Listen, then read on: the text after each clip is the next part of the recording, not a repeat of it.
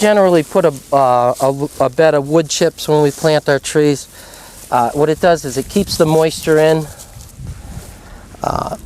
keeps the weeds back, and gets the trees off to a little bit better start. This here, we're probably not even going to prune it. You know, let them grow for a little while. You know, give them a couple years to get strong. You know. This here, this is just a bar of soap that we tape to the trees for deer. Anything you can get, you know, the small, yeah, anything inexpensive, the more it smells, the better. Trees, this hasn't been pruned this year, but you can see what we're doing here is trying to get that angle that Gene was talking about. So we're pulling these branches down. These are just one by one oaks with nails driven into the ends, and then just snip the end off of the nail, the head off. Just spread the trees out, and then that gives you your, gets you the angles that you want. You just pull them down. They're not nailed into the tree, are they? No, you just pull them and the nail will just go right into the tree. It doesn't hurt the tree. Well, why do you do that? What to get that angle, these trees are trying to bunch up. You see how, without the spreaders in them, these branches would be just right on top of each other. This one here could be pulled down.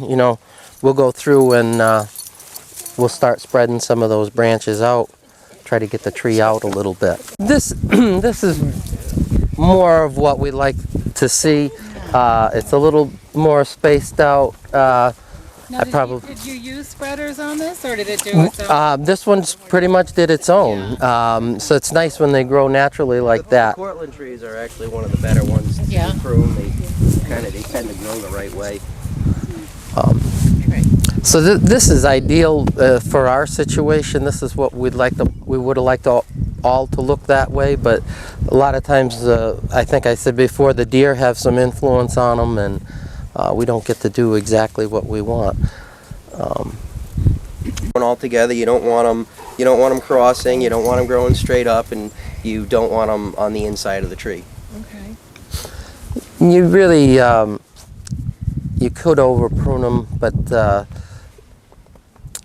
we like to leave a little bit of stuff. If you prune too heavy, they tend to really grow back with a lot of suckers, on those. Yeah, that's what happened on ours. those. Ours are all full of those. Yeah, we'll just keep cutting them off. It's hard to retrain a tree that's. You only have so many years to get this look, and if you don't do it, then you've just got to work with whatever you have. Yeah, and don't be afraid which is to make fine. Big cuts. Peach trees, that there is more what we're looking for. Get them out, not up. You see how these trees are they're going to go up, they're going up. Well, we'll get them down like this pretty soon. What's going to happen, if they keep going up like that, everything will start dying underneath. So all your fruit will just keep getting higher and higher. So here we're going to make some bigger cuts. You can see, I don't know if you want to walk down here just a little bit, and you can just get a contrast of where we're headed with these trees. We're trying to get them out. Here we had an awful deer problem. They did a lot of pruning. Peach trees in New England have a terrible problem with the borers that get into the trunks of the trees. You'll notice that the trees will die out relatively early.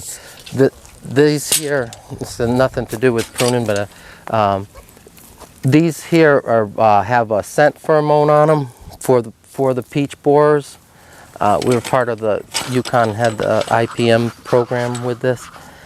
They found out by putting so much pheromones. We used to use the pheromones in the traps, and that would tell us when they were here, and then if we needed, if there was enough of them, if we would need to treat.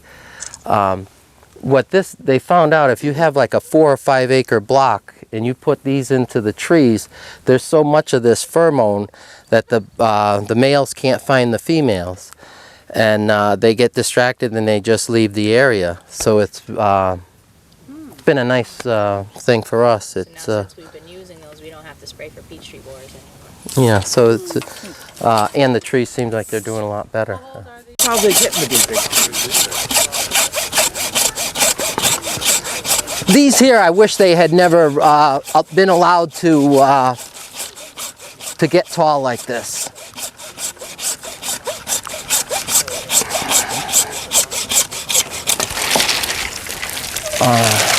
What we're going to try to do is get the height out of these. So with just a few cuts, we'll be able to get it down quite a bit. Just going to take off some of these here.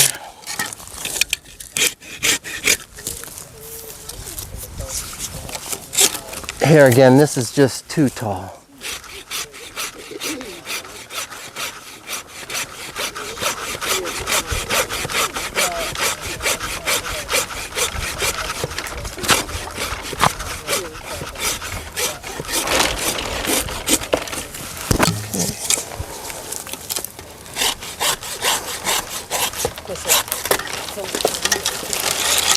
All right, well that pretty much gets the height thing out of it. Now we'll just try to untangle it. Similar to the apples, you want to layer.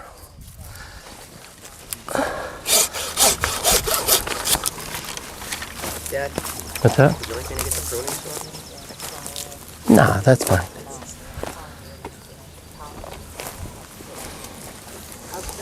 Do you have these or? My bees are coming. Yeah, here, there's just so much stuff. I'm going to prune this back, just in a sense, try to open it up a little bit.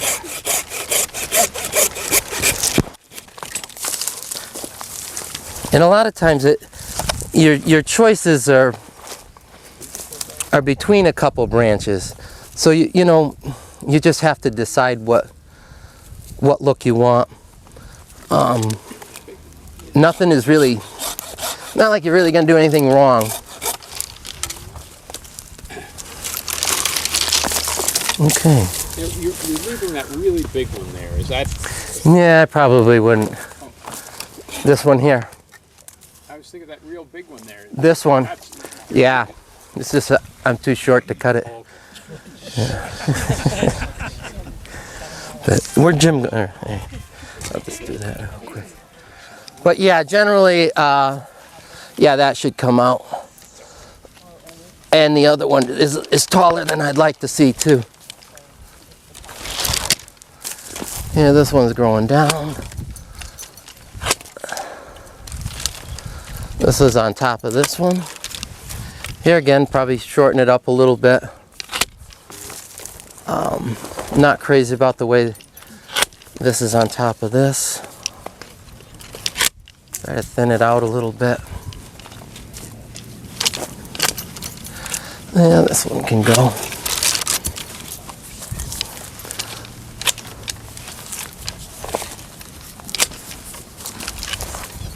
Mark, is this the best time of year to prune the peach trees? Yeah, we're just getting started. A lot of times we'll wait till after they've flowered, just so then we know if we got a crop or not. If crop looks light, then we won't prune as heavy. But we've got so many peach trees now that we start pruning them a little earlier. And it seems like the peach crop has been more regular the last few years through, I don't know, maybe through climate change or whatever. But actually, right after that is raspberry. So the peach trees, you wait a little while, not like the apple. Yeah, you should. You know, if you only got a few trees, you might as well wait until you see if you got any fruit on them. You know, if they don't get frosted. Okay. So, yeah, just try. This I take off, going backwards. I'll encourage this to grow a little bit.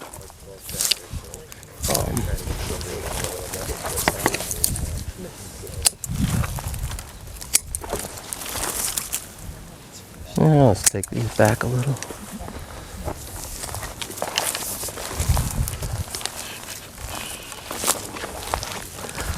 Yeah, I'm not crazy about this. I'd probably cut that out. Jim, you want to cut that out?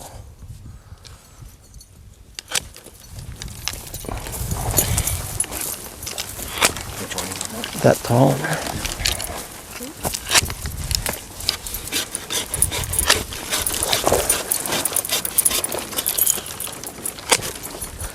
And for us too, we're worried, you know, it's growing into the next tree.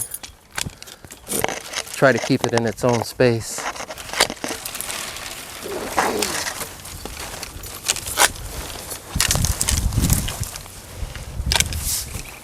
There. A lot of this little stuff should get cleaned off on the inside.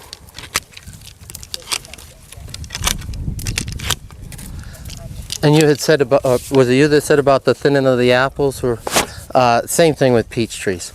As your season goes on, about 6 inches between the peaches is fine. If you can go up to a foot, it's just gonna give you bigger peaches. You know, so if you see the insects are marking them up, you get a little disease or anything, take them off. Take those peaches off and encourage the ones without marks to grow. This is probably a 3-year-old tree. This is when you really have some influence on it. You can keep it from getting tall like those other ones were. First thing I would start with. What's that? A little bit, yeah. You know, the apple trees tend to, you know, we let them go up a little bit. These we try to keep them from going up. You know, if I can get this out now, we can head this off.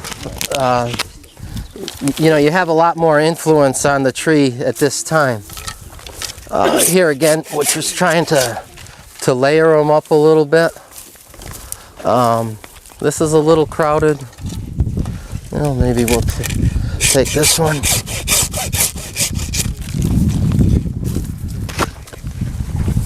Sort of grows backwards. We're trying to get them to go out.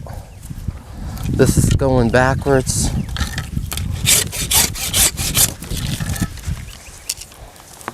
I'll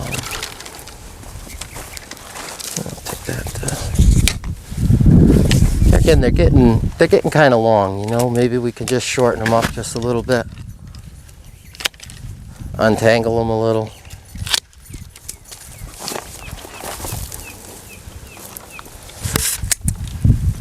These are going to get,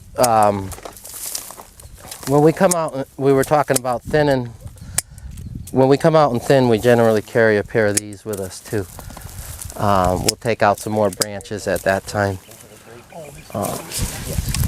Just anything we can do to keep them from growing right on top of one another. Like you're saying, is you just it's similar to the apple tree. You basically want to untangle everything. You want to untangle it. Oh, it's really not. It's not that complex of a thing. It's just open it up, and clear it out. Do we have to put fertilizer for the peaches? Peaches do like fertilizer. What kind? Well, you can go with just a basic 10-10-10, but they do like a little bit more nitrogen. If you can, get your soil tested, and they can tell you. If you, we even use hen manure out here for the nitrogen, same as we do on our sweet corn fields. The little soil testers that you can get at Walmart, and those fine enough, or? I think so. Sure.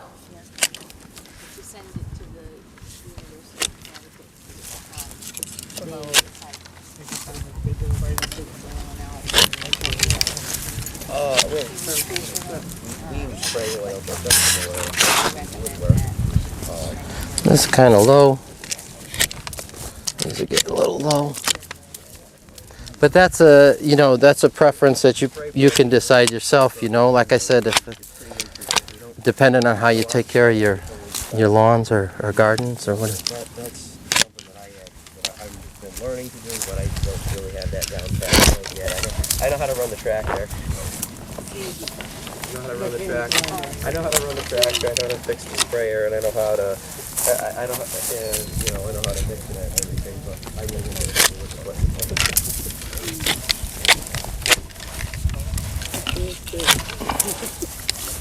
Like I say, to the best of our knowledge, Mrs. Martin from Logie's greenhouse, she said that she planted these here. Jean could probably tell you, but she, or not, she didn't plant, but she knows who planted them, and she says they were 100-year-old plants. So this is their first year with our net. They said we'd double our production by netting, and it's been way more than that. You just don't realize how much the birds are taking. You know, you don't mind sharing a little bit, but it does get to be,